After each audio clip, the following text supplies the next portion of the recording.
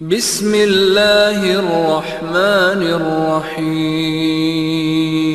السلام علیکم ورحمۃ اللہ وبرکاتہ۔ الحمد للہ رب العالمین، الصلاۃ والسلام علی اشرف الانبیاء والمرسلین نبینا محمد وعلی آلہ واصحابہ اجمعین، وبعد۔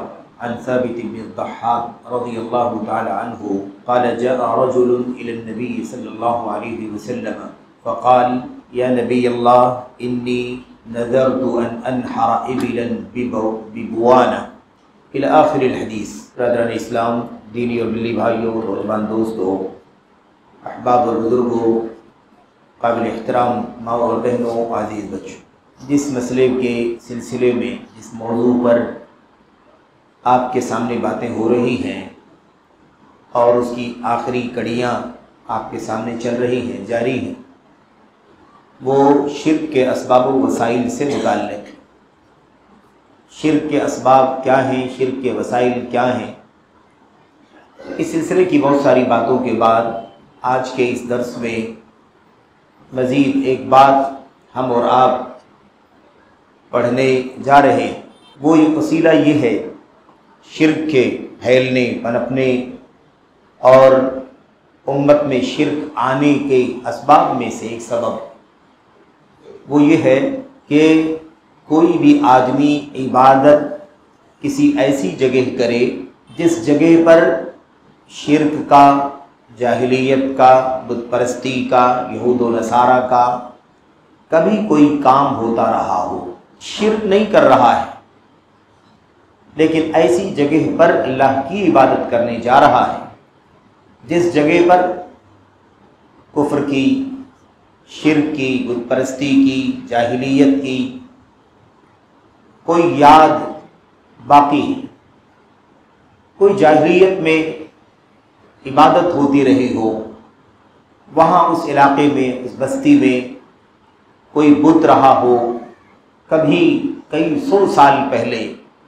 کوئی بت رہا ہو جس کی پوجا کی جاتی رہی ہو، اب نہ پوجا ہوتی ہو اور نہ بت کا کوئی نام و نشان، کچھ نہ ہو، لیکن کبھی وہاں پر کوئی شرک کا، بت پرستی کا کوئی نشان رہا ہو، کوئی یاد جڑی ہوئی، اور وہاں پر ایک شخص جائے، مسلمان، اور جا کر کے وہاں اللہ تبارک و تعالیٰ کی عبادت کرے۔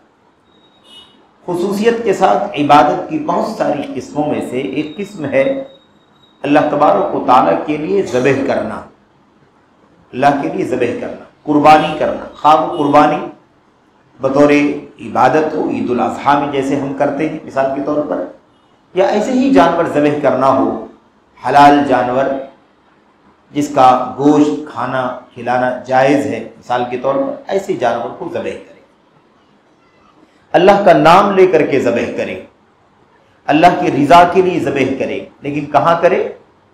ایک ایسی جگہ پر جہاں پر کبھی کسی زمانے میں کوئی بت تھا، جہاں لوگ جا کر کے اس کی پوجا کرتے تھے، یا مثال کے طور پر بت کی پوجا نہیں کرتے تھے، بت نہیں تھا، لیکن کوئی میدان تھا، کوئی جگہ تھی، کوئی اڈا تھا جہاں پر مشرکین، کفار، یہود، نصارہ، اہل جاہلیت جا کر کے خوشیاں مناتے تھے، وہاں کھیل تماشا کرتے تھے، وہاں پر میلہ لگاتے تھے، تہوار کے لیے، تہوار منانے کے لیے جاتے تھے۔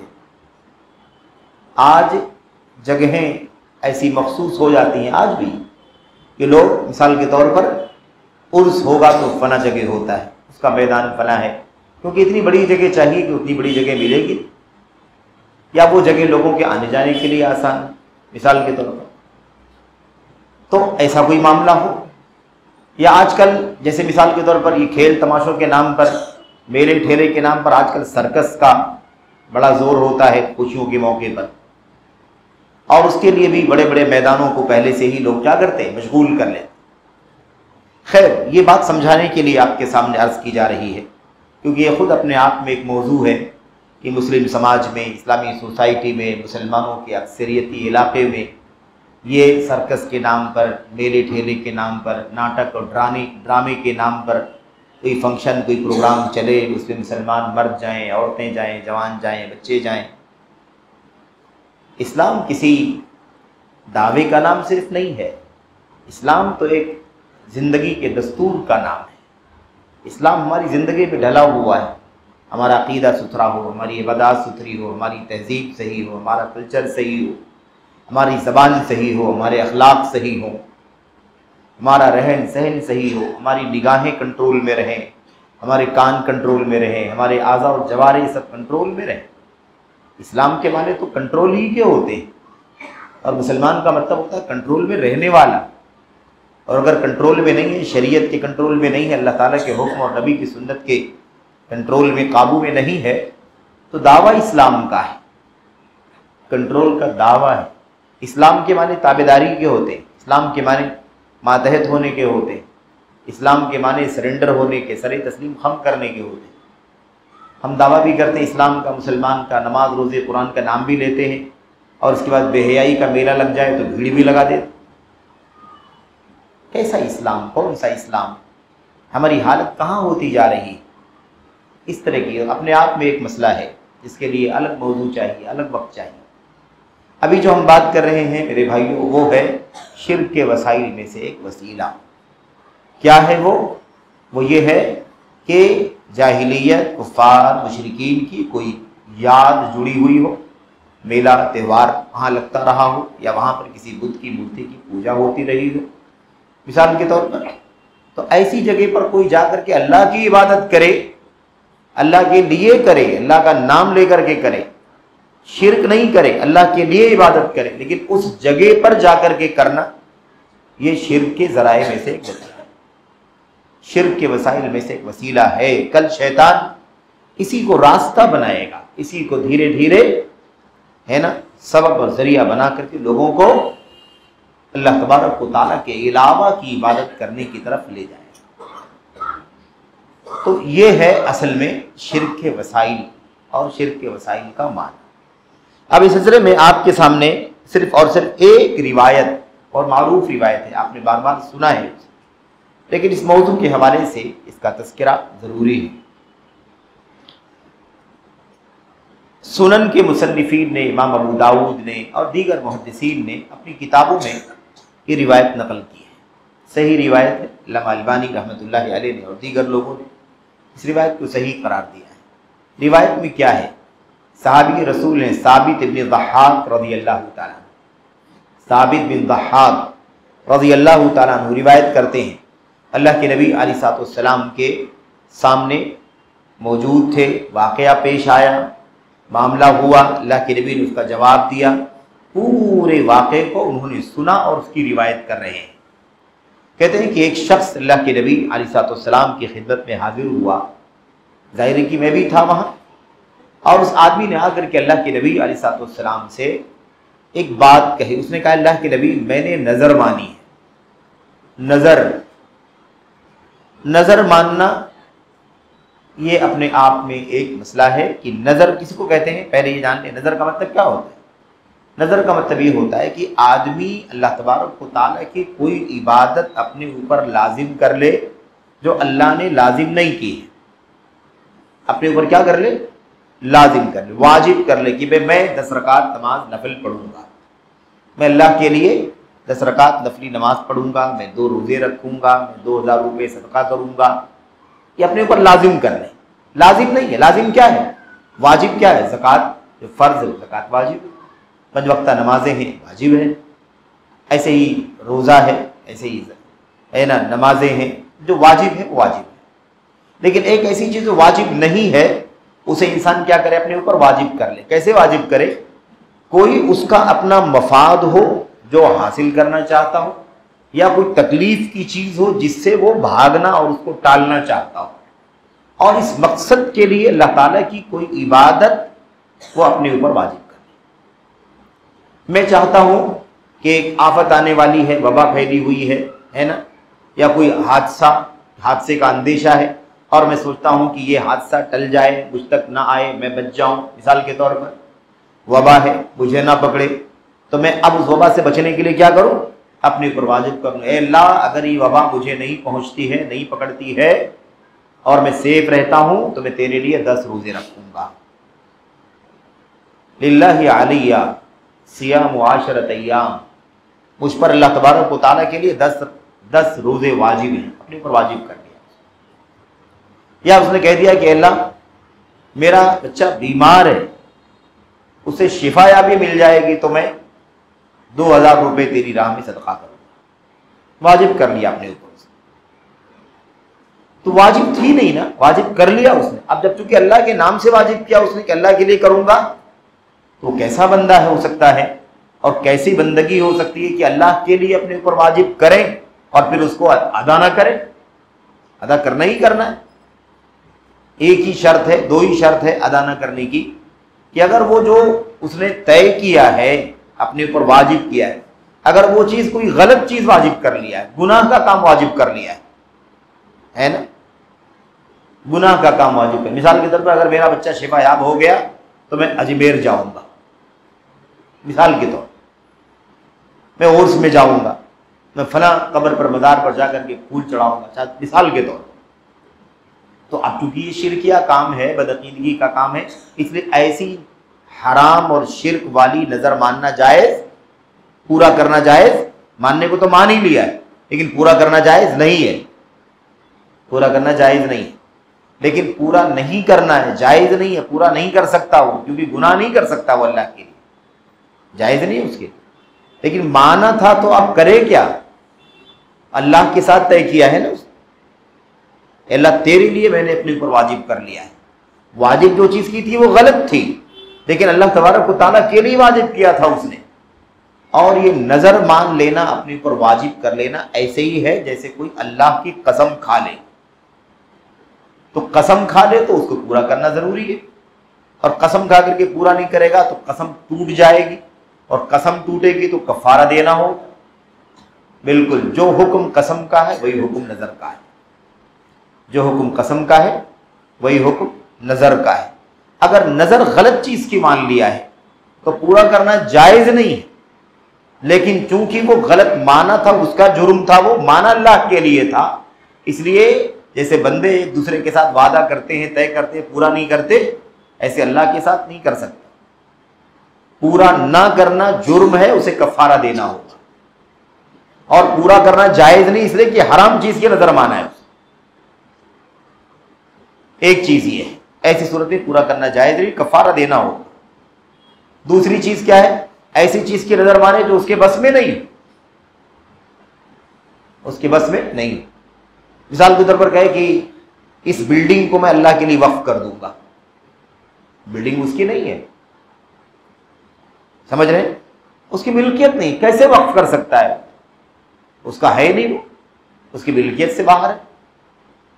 تو اللہ کی نافرمانی کی نظر مان لے گا تو، یا ایسی چیز کی نظر مان لے گا جو اس کی ملکیت میں نہیں ہے، اس کے بس میں نہیں ہے، تو ان 2 صورتوں میں نظر کا پورا کرنا جائز نہیں ہوگا، لیکن کفارہ دینا مطلب نظر کا کفارہ ادا کرنا ضروری ہوگا، بغیر کفارے کے انسان گنہگار ہوگا۔ بہرحال اس نے نظر مان لیا، کیا نظر مانا اس نے؟ اے اللہ کے نبی، میں نے نظر مانا ہے کہ میں بوانا، کیا نام ہے جگہ کا؟ بوانا کے مقام پر ایک اونٹ ذبح کروں گا۔ اونٹ ذبح کرے گا، اللہ کے نام سے کرے گا، اللہ کا نام لے کر کرے گا، اللہ کی رضا کے لیے کرے گا، کوئی شرک نہیں، کوئی ہے نا قبر پرستی نہیں، کوئی مزار نہیں، کوئی کسی اور کا نام نہیں اللہ کے سوا، سب کچھ وہ اونٹ ذبح کس کے لیے کرے گا؟ اللہ کے لیے کرے گا، اللہ کے نام سے کرے گا۔ لیکن سوال کیا کیا تھا؟ اللہ کے نبی، میں نے جو نظر مانی ہے اس نظر میں نے یہ کہا تھا کہ میں بوانا کے مقام پر لے جا کر کے اونٹ ذبح کروں گا۔ اچھا، بعض روایتوں میں اونٹ کے سوا بکری وغیرہ کا بھی ذکر ہے، تو اونٹ کا بھی واقعہ ہو سکتا ہے، اونٹنی کا یا بکرے کا بھی ذکر ہو سکتا ہے، دونوں واقعات ہو سکتے ہیں، الگ الگ بھی ہو سکتا ہے۔ راوی کے بیان کرنے میں جانور کے نام کا، جانور کی نوعیت کا فرق بھی ہو سکتا ہے، لیکن واقعہ اپنے آپ میں کیا ہے؟ بوانا کے مقام پر۔ اچھا، بوانا کیا ہے؟ ایک جگہ کا نام ہے، جگہ کہاں ہے؟ حاجی لوگ جاتے ہیں نا یہاں سے، ہندوستان سے، یمن سے حج کرنے کے لیے، عمرہ کرنے کے لیے، تو ان کو جو میقات متعین کی اللہ کے نبی نے، جہاں سے اسے احرام باندھ کے نکلنا ہے، احرام باندھ کے مطلب لبیک پکار کے وہاں سے آگے گزرنا ہے۔ اگر اسے آگے بڑھ گیا اور اسے پہلے لبیک نہیں پکارا، حج میں داخل نہیں ہوا، عمرے میں داخل نہیں ہوا، تو ایک بہت بڑا کام چھوڑ دیا اور اس کے لیے اس کو دم دینا ہوگا، کفارہ، کیونکہ بغیر احرام کے لبیک پکارے ہوئے میقات سے آگے نہیں بڑھ سکتے۔ وہاں سے لبیک پکار کے آگے جائیں یا پہلے ہی سے لبیک پکار لیں، لیکن ضروری ہے کہ اس کے آگے جانے کے بعد اگر آپ نے لبیک پکارا تو ایک بہت بڑا کام چھوٹ گیا اور اس کی وجہ سے آپ کو کفارہ دینا ہوگا، یعنی ایک بکری ذبح کر کے حرم کے فقیروں کو کھلانا ہوگا۔ خیر یہ سب مسائل تو دوسرے ہیں، یہاں مقصود نہیں ہے، ضمناً یہ بات آ گئی۔ تو کیا ہوا؟ کہا کہ ہاں میں کہہ رہا تھا کہ یہ جو بوانا ہے نا جگہ، یہ مکہ اور جو ہندوستان اور یمن کے حاجی اور جو لوگ بھی اس راستے سے آئیں ان کی جو میقات ہے حج اور عمرے کے لیے اس کا نام ہے یلملم۔ اس کا نام کیا ہے؟ یلملم۔ آج کل وہاں جو شہر آباد ہے، بستی آباد ہے، اس بستی کا نام ہے السعدیہ۔ السعدیہ نامی بستی آباد ہے۔ تو یلملم لکھا ہوا ہے، لیکن جو لوگ جاتے آتے ہیں وہ سعدیہ کے نام سے جانتے ہیں اس ایریے کے، اس علاقے۔ بہرحال تو یہ جو بوانا جگہ ہے نا، یہ مکہ اور یلملم کے درمیان ہے، مکہ اور یلملم کے بیچ کی جگہ ہے یہ، مکہ سے پہلے یلملم ہی کی طرف یہ بوانا نام کی کا مقام پایا جاتا ہے۔ بہرحال اب بوانا کے مقام پر میں جانور ذبح کروں گا، اور یہ بوانا ہے، بوانا با پر پیش ہے۔ ایک اور جگہ ہے فارس میں، فارس یعنی ایران، اس کا نام ہے، اس پر با پر زبر ہے، بوانا، بلکہ بوانا کے ساتھ واو پر تشدید ہے، بوانا نام ہے جگہ کا۔ تو وہ الگ جگہ، یہ بات کہاں ہو رہی تھی؟ مکے کے قریب کوئی خالی جگہ تھی، ویرانہ کوئی تھا، وہاں پر جا کر کے وہ اونٹنی ذبح کرنا، اونٹ ذبح کرنا چاہتے ہیں۔ بہرحال اللہ کے نبی علیہ الصلوۃ والسلام سے جب یہ سوال کیا تو اللہ کے نبی نے جواب دینے سے پہلے، سوال کیا تھا؟ میں نے نظر مانی ہے، اللہ کے نبی بتائیے نظر پوری کروں یا نہیں کروں؟ پوری کرنے میں کوئی غلط تو نہیں ہے؟ میں نے نظر پہلے مانا تھا، بہت دن ہو گئے نظر مان کر کے، تو آپ بتائیے۔ اللہ کے نبی نے فرمایا اچھا ٹھیک ہے، صرف اتنا بتاؤ کہ وہ جو بوانا نام کے مقام پر تم جانور ذبح کرنے کی نظر مان چکے ہو، وہاں مطلب وہ جگہ تم نے کیوں چن لیا؟ کیا ہے مسئلہ؟ اس جگہ پر آپ جانور ذبح کریں گے، ایسا آپ نے کیوں طے کر لیا؟ وہاں پر حل کان فیہا وثن من اوثان الجاہلیۃ یعبد، کیا وہاں پر بوانا کے مقام پر کیا جاہلیت کے بتوں میں سے کوئی بت تو نہیں پوجا جاتا تھا کبھی؟ وہاں پر جاہلیت کے دور میں کوئی بت تو نہیں تھا جو وہاں پر رہا ہو اور مشرکین جا کر کے وہاں پوجا کر کے عبادت کر کے آتے رہے؟ حل کان فیہا وثن من اوثان الجاہلیۃ یعبد، کیا بوانا کے مقام پر جاہلیت کے بتوں میں سے، مورتیوں میں سے کسی بت کی، کسی مورتی کی پوجا تو نہیں ہوتی تھی؟ وَحَلْ كَانَ، صحابہ کرام نے جواب دیا لا، نہیں اللہ کے نبی ایسا کچھ تو نہیں تھا، بوانے کے مقام پر ایسا کچھ نہیں ہوا ہے کبھی۔ دوسرا سوال کیا اللہ کے نبی نے؟ فَهَلْ كَانَ فِيهَا عِيدٌ مِّنْ أَعْيَادِ الْجَاهِلِيَّةِ، فَهَلْ كَانَ فِيهَا عِيدٌ مِّنْ أَعْيَادِ الْجَاهِلِيَّةِ أَوْ أَعْيَادِ الْمُشْرِكِينَ۔ اچھا تو ٹھیک ہے، اگر وہاں پر کوئی بت نہیں پوجا جاتا تھا تو ٹھیک ہے، لیکن دوسرا مسئلہ بھی ہے، بت اگر نہ بھی پوجا جاتا رہا ہو تو ایسا تو نہیں کہ وہاں پر جاہلیت کے لوگوں کا کوئی تہوار منایا جاتا رہا ہو، کوئی فنکشن ہوتا رہا ہو، کوئی فیسٹیول ہوتا رہا ہو۔ اور آپ یہ بھی جانتے ہیں نا، جیسے لوگوں کی عیدگاہیں مشہور ہیں نا، مسلمانوں کی عیدگاہیں، فلاں جگہ کی عیدگاہ، عیدگاہ روڈ، عیدگاہ میدان، ایسے لوگوں کے الگ الگ فیسٹیول کی جگہیں بھی کیا ہوتی ہیں؟ ڈکلیئر ہوتی ہیں، سمجھ رہے ہیں؟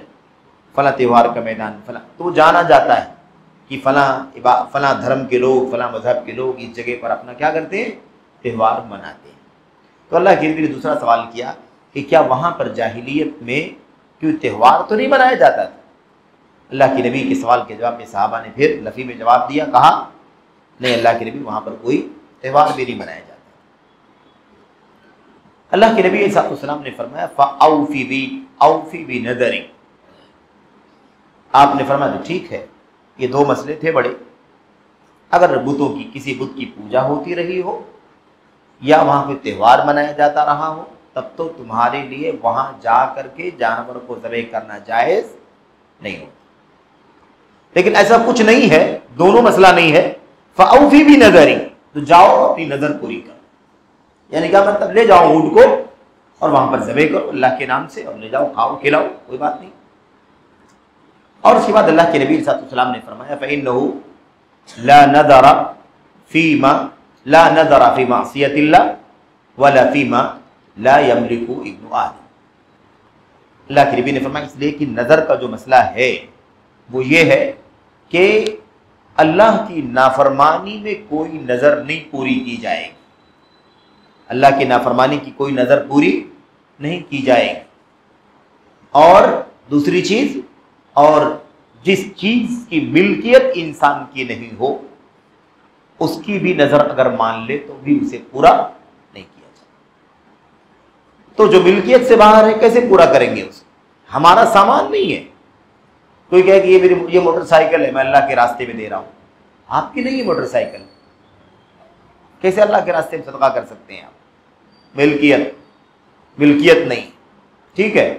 یا ایسے ہی گناہ کا کام, جیسا کہ ہم نے عرض کیا, کوئی آدمی شرک کا, کفر کا, یا چوری کا, ڈکیتی کا, کسی کو مارنے کا, ظلم کرنے کا, ستانے کا, ہے نا, ذکر کرے کہ اگر میرا فلاں کام ہو گیا تو میں یہ کام کروں گا, ہے کہ نہیں؟ لوگ کہتے ہیں میرا فلاں کام ہو جائے گا تو میں مٹھائی تقسیم کروں گا. کوئی کہے گا میرا فلاں کام ہو جائے گا میں فلمیں دیکھنے جاؤں گا, ہے نا. مثال کے طور پر شراب پینے جاؤں, پکنک منانے کے لیے جائیں گے اور فلاں کام کریں گے, فلاں کلب میں جائیں گے, یہ کریں گے, وہ کریں گے, مثال کے طور پر. تو معصیت اور گناہ کے کام کی نظر نہیں پوری کی جائے گی, اور جو چیز ملکیت سے باہر ہو, انسان مالک نہ ہو, اس کو بھی پورا نہیں کیا جائے گا. اور بات ہو چکی ہے کہ کفارہ دینا واجب ہوگا. بہرحال اب یہ حدیث ہمارے سامنے ہے, اس حدیث کو ہم نے پڑھا. اب دیکھیں اس مسئلے کو سمجھیں. اللہ کے نبی علیہ السلام جو بات کر رہے ہیں, جو سوال کیا گیا, سوال اس کا بالکل نہیں ہے, اپنے ذہن سے نکال دیں. سوال اس کا بالکل نہیں ہے کہ وہ اونٹ یا وہ بکرا یا بکری کسی غیر اللہ کے نام پر ذبح کرنا ہو, غیر اللہ کے لیے ذبح کرنا ہو, کسی قبر, مزار, کسی ولی بزرگ کے نام پر ذبح کرنا ہو. بالکل نہیں, ایسا معاملہ بالکل بھی نہیں. اونٹ کس کے لیے ذبح کرنا ہے؟ اللہ تبارک و تعالیٰ کے لیے, اللہ کی رضا کے لیے, اللہ کے نام سے بسم اللہ اللہ اکبر کہہ کر ہی ذبح کرنا ہے, اللہ کی رضا کے لیے ہی ذبح کرنا ہے. یہ تو مسئلہ ہی نہیں ہے. کیوں؟ اگر یہ مسئلہ اگر آ گیا تو پھر شرک کے وسائل نہیں ہوں گے, پھر شرک کی بات کرنی پڑے گی, کیونکہ شرک اکبر ہے. وہ غیر اللہ کے لیے ذبح کرنا یا غیر اللہ کے نام سے جانور ذبح کرنا, یہ کیا ہے؟ یہ شرک اکبر ہے. شرک ہے اور شرک اکبر ہے. آئے گی بات انشاءاللہ تبارک و تعالیٰ وسائل کے سلسلے میں. شاید یہ آج کی بات آخری بات ہو, اور آئندہ ہم یہ سمجھیں گے کہ بڑے شرک کے نقصانات کیا ہیں, ہے نا. بڑے شرک چھوٹے شرک میں فرق کیا ہوتا ہے, بڑا شرک بڑا ہوتا کب ہے, چھوٹا شرک کب چھوٹا شرک ہوتا ہے, بڑے چھوٹے میں فرق کیا ہے, دنیا میں کیا فرق ہے, آخرت میں کیا فرق ہے, وغیرہ. یہ ساری باتیں سب آئیں. ابھی جو ہے وہ یہ ہے میرے بھائیوں کہ اللہ تعالیٰ کے لیے جانور ذبح کر رہا ہے, لیکن شرک تک لے جانے والا کوئی کام تو نہیں ہو رہا ہے. شرک کا وسیلہ, ذریعہ بننے والی کوئی چیز تو نہیں ہے. اللہ کے نبی نے وہ کنفرم کیا. آپ نے پوچھا کوئی بت تو نہیں تھا. اب یہاں سوال کیا تھا؟ سوال یہ نہیں ہے کہ آج وہاں پر کوئی بت ہے, پوجا جا رہا ہے, اور آج اگر تم وہاں لے جاؤ گے جانور کو اور اللہ تبارک و تعالیٰ کے نام سے بھی ذبح کرو گے تو لوگ یہ سمجھیں گے کہ اس بت کے پاس ذبح کیا گیا ہے, اس لیے غیر اللہ کے لیے ہے وہ. یا وہاں آج بھی عید منائی جاتی ہے, تہوار منایا جاتا ہے, میلہ لگتا ہے, اس لیے وہاں پر کوئی جانور لایا ہے ذبح کرنے کے لیے. ایسا نہیں, ایسا کوئی ضروری نہیں ہے. جاہلیت میں بت کی پوجا ہوتی رہی ہو, آج بھی ہو رہی ہو, یا آج نہ ہو رہی ہو, کبھی ہوتی رہی ہو, کبھی وہاں پر میلہ لگایا جاتا رہا ہو, تہوار منایا جاتا رہا ہو, خوشی لوگ منانے کے لیے, فیسٹیول منانے کے لیے, فنکشن کرنے کے لیے وہاں جاتے رہے ہوں, آج بھی ہو یا نہ ہو, ختم ہو گیا, بہت پہلے ہو. آج اس کا نام و نشان بھی نہیں، کئی سو سال گزر گئے۔ دونوں صورتوں میں ایسی جگہوں پر جا کر کے اللہ کی عبادت کرنا، خاص طور پر جانور ذبح کرنا، یہ شرک کے وسائل میں سے ایک وسیلہ ہے، شرک کے وسائل میں سے ایک وسیلہ ہے۔ یہ بہت بڑا مسئلہ ہے۔ اس میں ایک پہلو کیا ہے؟ ایک پہلو ہے غیروں کی مشابہت کا بھی۔ غیروں کی مشابہت، ہمارا تو کوئی تعلق نہیں ہے لیکن غیروں سے تعلق ہے نا۔ غیر وہاں جایا کرتے تھے، بتوں کی پوجا کیا کرتے تھے، یا وہاں جا کر کے تہوار یا عید اور میلہ لگایا کرتے تھے، ہے کہ نہیں؟ اب اگر ہم بھی وہاں جائیں خوشی منائیں، ہم بھی وہاں جائیں جانور ذبح کریں، ہم بھی وہاں جائیں فنکشن کریں، ہم بھی جائیں وہاں پر، تو ایسی صورت میں ان کے کام سے ہمارے کام کی کیا ہوگی؟ مشابہت ہوگی، کہ جو کام وہ کر رہے تھے ہم بھی اسی طرح کی مشابہت کر رہے ہیں۔ یہ معاملہ بھی خطرناک ہے۔ آپ سوچئے کہ جہاں پر غیر اللہ کا کوئی کام ہوتا رہا ہو، وہاں اللہ تعالیٰ کے لیے کوئی عبادت نہیں کی جا سکتی ہے، تو اللہ کے علاوہ کی عبادت کیسے کی جا سکتی؟ اب اگر مثال کے طور پر کوئی مزار رہا ہو، کبھی کوئی درگاہ رہی ہو، آج وہاں پر کوئی جانے والا نہیں، ویران ہے، کھنڈر ہے، 100 سال 200 سال سے 400 500 سال سے اسے کیا کر دیا گیا ہے؟ اسے سیل کر دیا گیا ہے مثال کے طور پر، وہاں کوئی جانے آنے والا نہیں۔ تو آج اگر کوئی آدمی سوچے کہ چلو آج قربانی کرنی ہے، آبادی میں جگہ نہیں ہے، تو چلتے ہیں وہیں، 300 400 سال پرانی بات ہے، اب تو کسی کو پتا بھی نہیں کیا ہوتا تھا نہیں ہوتا، چل کر کے وہیں جانور ذبح کر لیتے۔ ایسا کرنا جائز ہوگا؟ اس لیے کہ مسئلہ یہ کہ کبھی وہاں پر مزاروں پر لوگ جایا کرتے تھے، کبھی قبروں پر لوگ جایا کرتے تھے، وہاں پر چادر چڑھایا کرتے تھے، پھول چڑھایا کرتے تھے۔ آج نہیں ہے، لیکن ہمارا وہاں جا کر کے کام کرنا اللہ کے لیے بھی شرک کا وسیلہ ہے، شرک کا راستہ ہے۔ اس لیے اس سے اللہ کے نبی علیہ السلام نے منع فرمایا۔ اس کی اہمیت کا اندازہ لگائیں، کتنا امپورٹنٹ ہے مسئلہ، کتنا نازک ہے، کتنا ضروری مسئلہ ہے۔ اللہ کے نبی علیہ السلام نے نظر پوری کرنے کا سوال کیا گیا تھا، کوئی بات آئی بھی نہیں تھی۔ اللہ کے نبی میں بوانا میں جا رہا ہوں، جانور ذبح کروں گا، اور بوانا ایسی ایسی جگہ ہے، وہاں ایسا کچھ ہوتا، ایسا کوئی تذکرہ بھی نہیں آیا۔ اللہ کے نبی نے صرف جگہ کا نام، ایک الگ جگہ پر جانے کی بات آپ نے سنی تو آپ نے کیا کیا؟ آپ نے کنفرم کیا۔ کیا معاملہ ہے بوانا کا؟ اس سے پتہ چلتا ہے کہ نبی کریم صلی اللہ علیہ وسلم اپنی امت کے ایمان و عقیدے کی سلامتی کی کتنی فکر کیا کرتے تھے، آپ کی ہمدردی، آپ کا نصح امت کے ساتھ کتنا زیادہ تھا۔ میرے بھائیو، لقد جاءکم رسول من انفسکم عزیز علیہ ما عنتم حریص علیکم بالمؤمنین رؤوف الرحیم۔ اللہ تبارک و تعالیٰ نے جس نبی کو ہم تک بھیجا ہے وہ نبی کیا ہے؟ میرے بھائیو، ہمارے ہر آرام، ہماری ہر سکون، ہمارے ہر فائدے، ہر نفع کے لیے بے انتہا حریص ہیں ہمارے نبی صلی اللہ علیہ وسلم، اور جس سے ہمیں تکلیف ہوتی ہے اس سے اللہ کے نبی کو بھی تکلیف ہوتی ہے۔ میرے بھائی، یہ طریقہ تھا اللہ کے نبی علیہ السلام۔ آپ نے سوچا ایسا نہ ہو کہ میرا ایک ساتھی، میرے ایک صحابی ایسی جگہ پر لے جا کر کے جانور ذبح کر دے جہاں جاہلیت میں بتوں کی پوجا ہوتی رہی، میلہ لگتا رہا، آج اگر وہاں جائیں گے تو ان کے جانے سے ہو سکتا ہے دوسرے لوگ یہ سمجھیں وہ بوانا کی جگہ فضیلت والی ہے، اسی لیے وہاں پر جانور ذبح کرنے کے لیے صحابی جانور لے گئے۔ اگر فضیلت والی نہ ہوتی تو جانے کی کیا ضرورت تھی؟ جانور تو یہاں بھی ذبح ہو سکتا ہے۔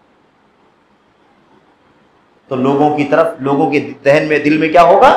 شرک کے اثرات داخل ہوں گے، اور پھر لوگوں کو کیا ہوگی؟ اس جگہ سے عقیدت ہو جائے گی، لوگوں کو اس جگہ سے محبت ہو جائے گی، اور پھر لوگ وہاں جانا شروع کر دیں گے۔ یہ صورتحال ہے۔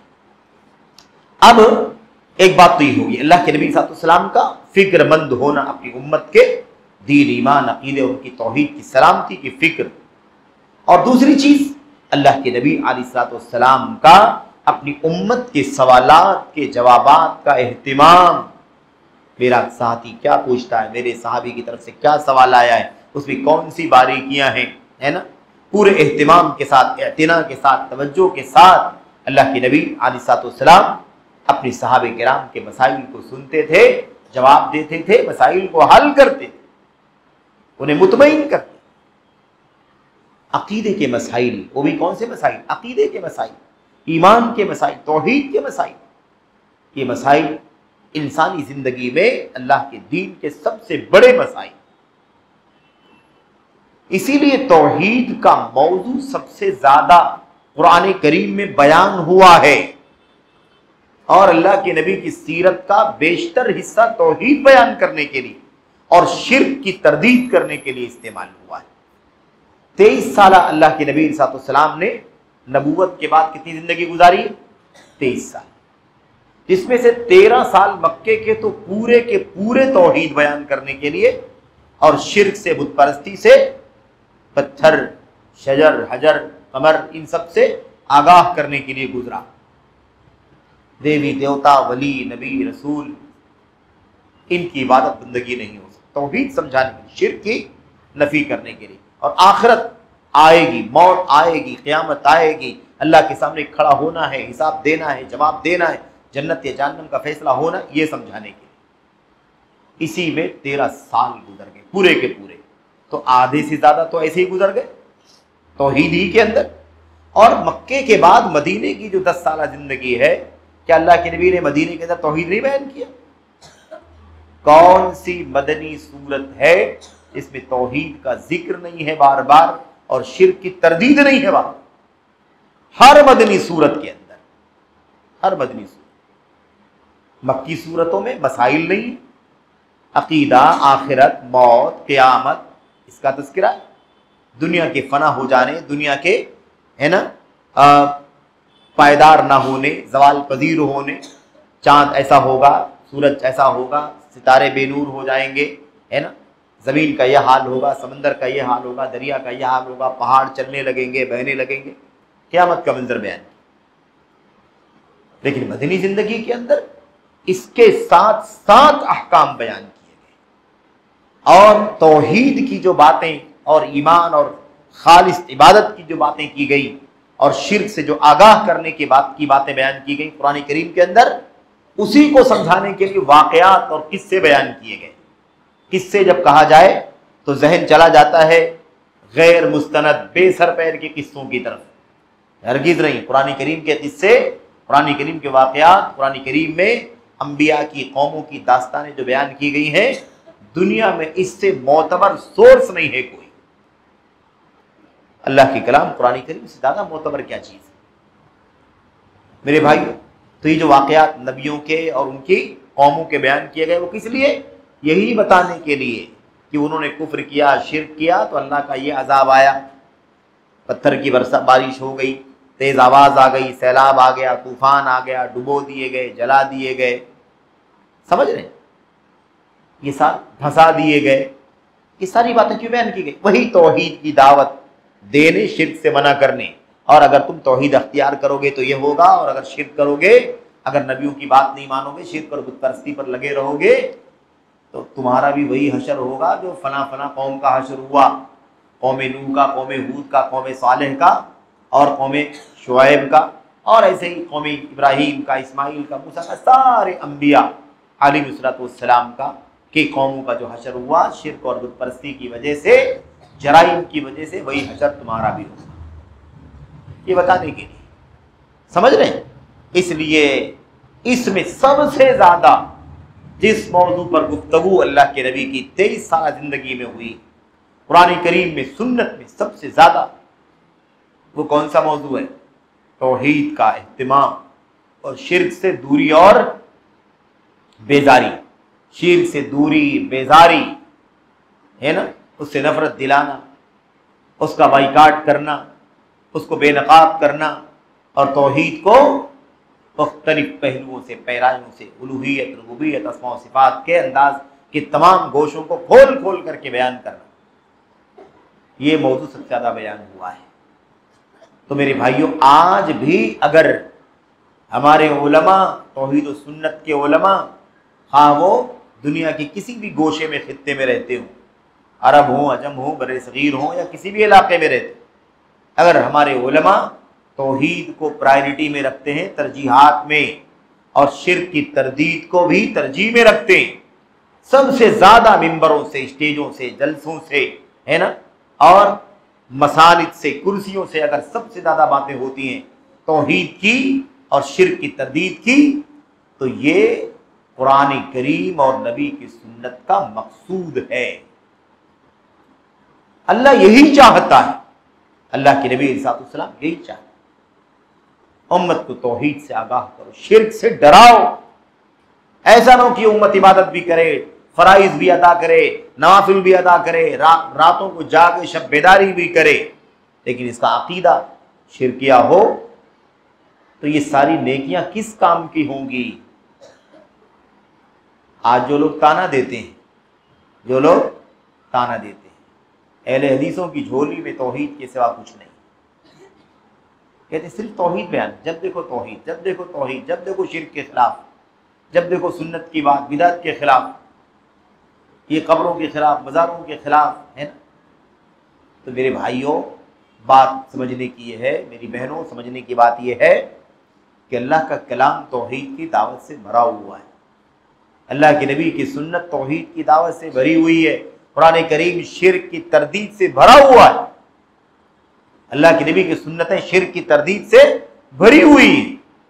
قرآن و سنت میں اطاعت کا، اللہ کی اطاعت، رسول کی اطاعت کا بار بار حکم دیا گیا اور نافرمانی سے جگہ جگہ منع کیا گیا.